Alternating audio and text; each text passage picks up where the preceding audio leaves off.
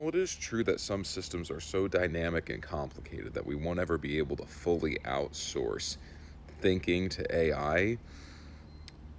I think there's going to be more that it's capable of doing on our behalf than we want to believe at this point in time. So let me walk you through the thought process. I'm currently looking at creating a RAG server for experimental purposes so that I can create a vector database. One of the things that I want to do is create a graph RAG so that it doesn't just have the individual vector chunks, but rather it is going to have some kind of naming and labeling convention so that we know what chunks are associated with which documents, etc. Say you're going to do this at scale. One of the things that I had heard of, and I think actually makes a lot of sense, is having an agentic labeling convention. That's a lot of words, and this is probably far too technical for TikTok, but I'm going to go for it.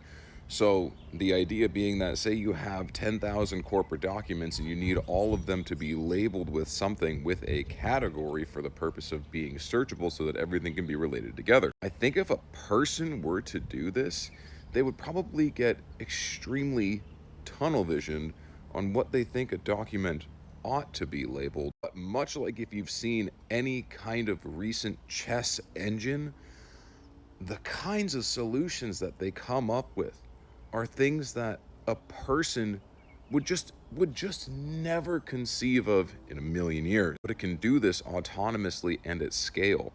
And I get the sense that instead of being fearful that AI is going to make the wrong decision, I think it's entirely possible that it makes the right decision in a way that we never could have anticipated. All that to say, AI is the new moat. I don't know how it's going to impact the industry or what jobs it's going to take in the long run, but what you can be certain of is that those who know how to build these systems are going to at least be employed for the short term.